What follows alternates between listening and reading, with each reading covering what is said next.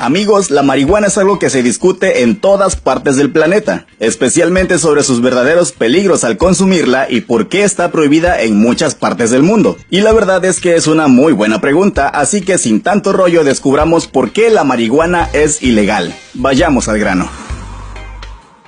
A primer vistazo puede que la obvia razón es porque es peligrosa, pero hay un problema. Si comparamos el peligro y la mortalidad de ciertas sustancias junto a la marihuana, nos daremos cuenta que las cifras son sorprendentes, ya que anualmente el alcohol mata a 88,000 personas, el tabaco mata a 480,000 y el cannabis pues simple y sencillamente no ha matado a absolutamente nadie. De hecho, para acercarnos a un nivel de toxicidad letal deberíamos consumir más de 680 kilos de marihuana en no más de 15 minutos para tener una reacción letal. Algo que, bueno, ni siquiera Snoop Dogg puede fumar, o sea que es imposible.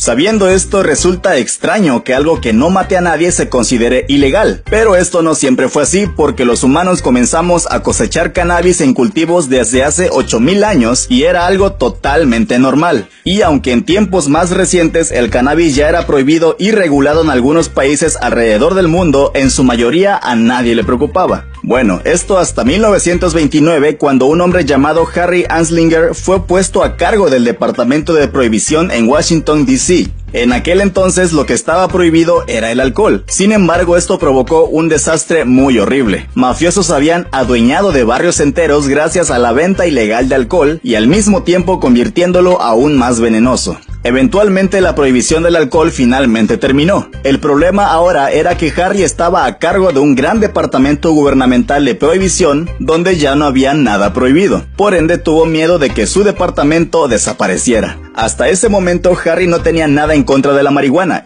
Incluso decía que no era un problema, que no daña a las personas y que no hay error más absurdo que la idea de que pone a la gente más violenta.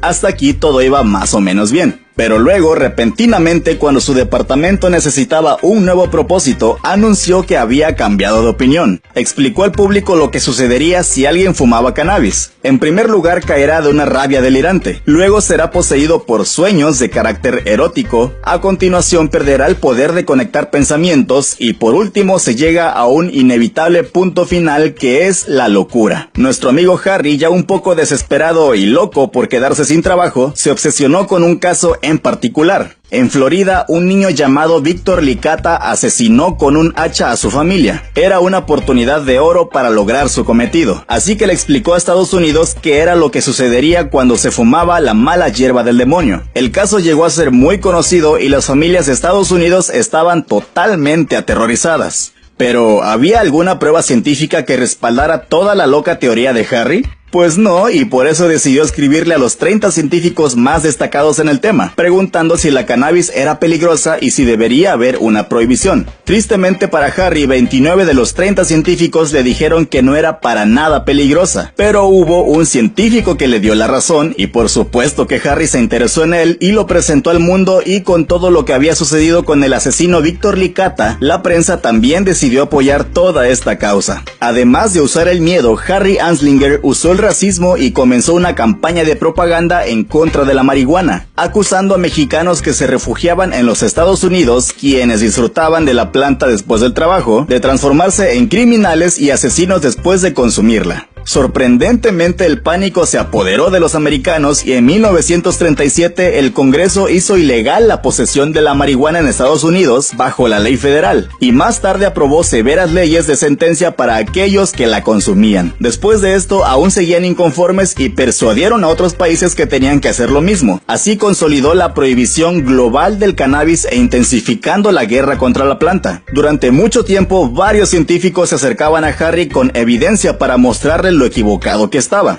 Obviamente él nunca lo aceptó y les dijo que mejor se quedaran callados. Pero aquí hay algo muy curioso. ¿Se acuerdan del asesino Víctor Licata? Resulta que al revisar los archivos psiquiátricos no había evidencia de que alguna vez consumiera cannabis. Tenía una gran cantidad de enfermedades mentales en su familia. Se les había dicho un año antes que tenía que ser institucionalizado, pero se negaron. Sus psiquiatras ni siquiera mencionan que la marihuana tuviera una conexión con su caso. Algo muy curioso, pues este caso fue el detonador para prohibir el cannabis. ¿Quién lo hubiera imaginado?